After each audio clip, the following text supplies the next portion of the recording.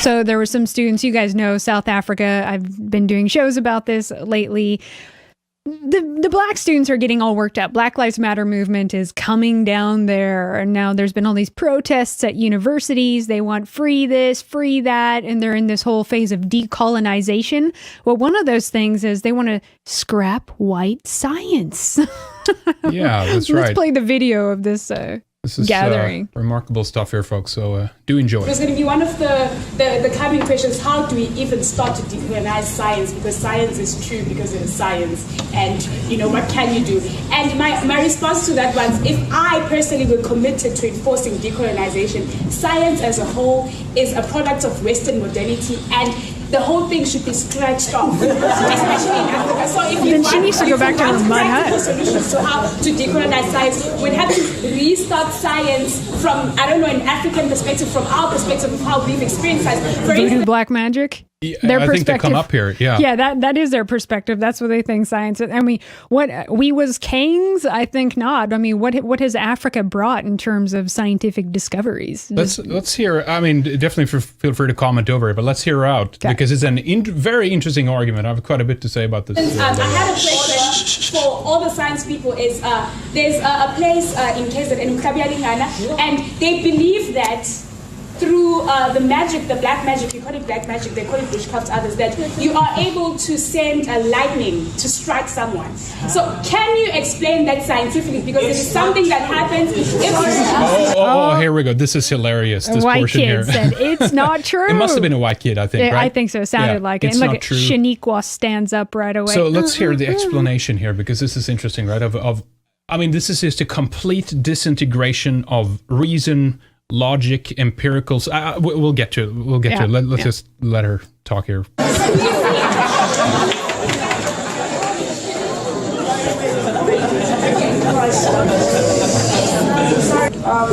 I need to address you directly. When we started this, we agreed on certain house rules. So he's being reprimanded here for saying it's not true, right? Well, she says it's a progressive space for people to say their opinions, but not if you're white. That's right, yeah. And by you doing that, you're disrespecting the sacredness of the space. And so I'd like to ask you to first please apologize to the panel directly. And then number two, understand the rules that we went by in the space.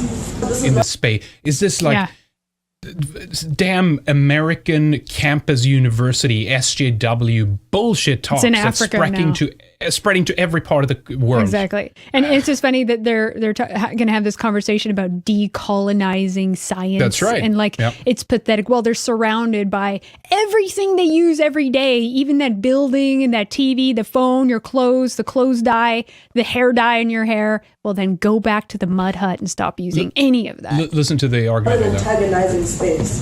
And so what you're trying to do is collapse the space and make it antagonizing. Collapse the space. Which we will not allow. This is a progressive space for people to say their opinions. So I would like you to first but not his opinion, though. See, that's the thing. So he voiced his opinion right there of it's not true, but that's not an opinion. That's like colonized science. It's right white there. supremacy. Yeah, exactly. That's just it. And agree to abiding by the rules of the space. If you're not willing to do that, I please ask you to remove yourself from the space. Okay, I'm very sorry to the panel. Okay, forgive me. And you agree to abide by the rules of the space. Thank you. Please carry on. So I will finish. See, that very response is the reason why I am not in the science faculty, but Western modernity is the direct antagonistic factor to decolonization, because Western knowledge is totalizing. It is saying that it was Newton and only Newton who knew or saw an apple falling, and then out of nowhere decided that gravity existed and created. See, we have to talk about this right when we have them right here on the spot here. So they think that empirical observations of reality is a white racist construct, right? That somehow, this is how delusional these people are. Again, this is the environment that the American, predominantly cultural Marxist environment has created. Oh, yeah. And so they think it's a lie because it came from white man, right? Yeah. So it's a wicked remnant of colonization. Therefore, we have to destroy it. But again, if this was true, why did millions of other Africans pour into South Africa to reap the benefits of the white Afrikaner of what they had created. And right? also, if it's all fake, we go to outer space and we build stuff. We build but that's a conspiracy theory too. We build amazing things that all these Africans flood into our countries who want now because of science. I think it's interesting that she brings up black magic, to be honest, like kind of. That's how they really are. I've been deep into a village in Africa. I think I've said this before. We were the first white people I've ever seen, and they were all about voodoo and visions and all that. Still very alive. So she thinks that observation equates to deciding on the very physical laws of like reality itself. That's what's interesting. Whether it's true or not, right? I mean, so this is in a Western and a Eurocentric way of thinking. Ergo, that equates to white supremacy, and it's wrong, right? And we're talking about a place that didn't invent the wheel. So, all right, let's listen to the rest there. It's an equation, and that is it. For whether people knew Newton or not, or whether whatever happens in Western Africa, Northern Africa, the thing is, the only way to explain gravity is through Newton, who sat under a tree and saw an apple fall. So Western modernity is the problem that decolonization directly deals with, to say that we are going to decolonize by having knowledge that is produced by us, that speaks to us, and that is able to accommodate knowledge from our perspective. Well, no one stopped them from doing that. That's just it, They've had all this time to do that. And what have they done? What have they figured out? I mean, they will go deeper and deeper into this fantasy that they're living in, an illusion, while believing, that they are actually setting themselves free. I mean, these people could literally eventually, and this is true for anybody, to be honest, that's following this line of thinking, this university, college kind of, even the way she's talking of this, like, it's a specific cadence and way to deliver this bullshit. But anyway, I think that they could be living in a pile of shit eventually, and they will think in true, like, Orwellian fashion that has been received to them by torture, that 2 + 2 is 5, right? So they will believe this is good, we're liberated, we're free now, right? We're free from the constraints of civilization itself. Well, Africans do better without that, actually. I think that they do better in the bush and the mud huts, and maybe they'll be happier if they return back to that and we just stay out of it. I mean, ultimately, this is why we shouldn't live together. I mean, when every perception, or let me say, when the very perception of reality, an interpretation of reality is viewed through the filters of racial colonization and power advantages and these weird kind of structures that they see everywhere, then it's better to not be forced together and live together in this way, right? I mean, because, and she says Western knowledge is pathetic and all this kind of stuff. I mean, it's like, well, you wouldn't be in that classroom if it wasn't for Western knowledge. She wouldn't be using all the things that she gets to use every day that makes her life easier without Western knowledge. I know.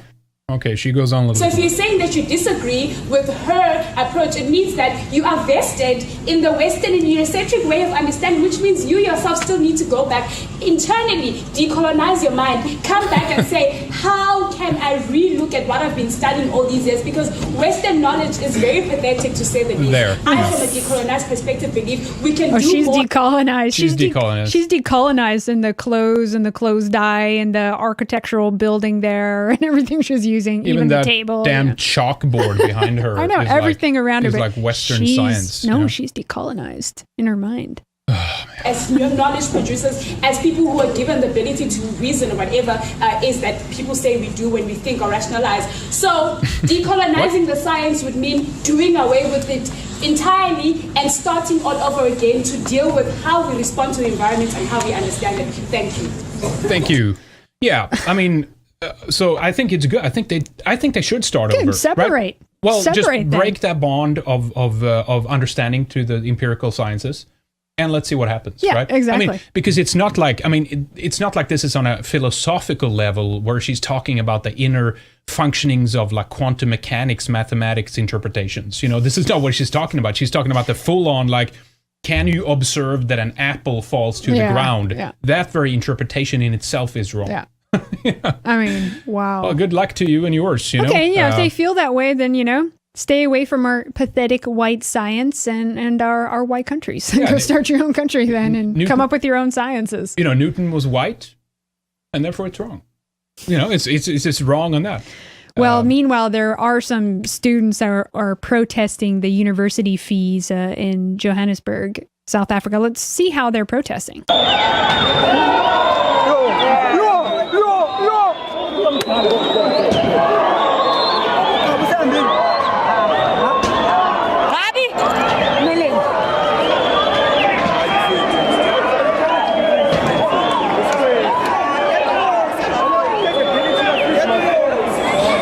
So it's basically Black Lives Matter all over again down there. Yeah, looting. Looting is protesting.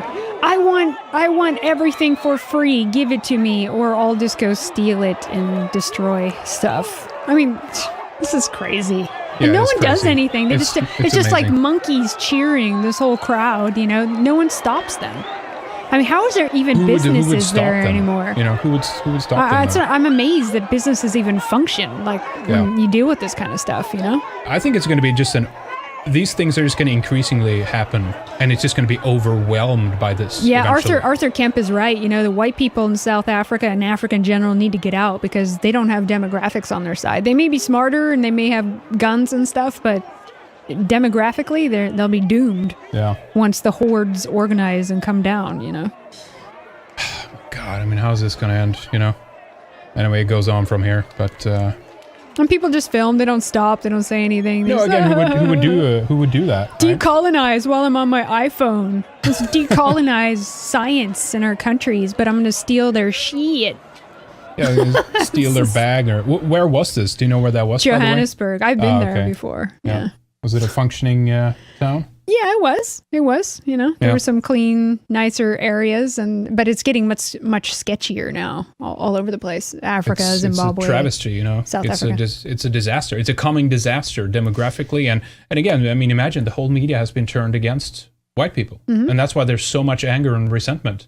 Yeah, and it amazes me against when I us. hear about these liberal anti-whites in South Africa. Yeah.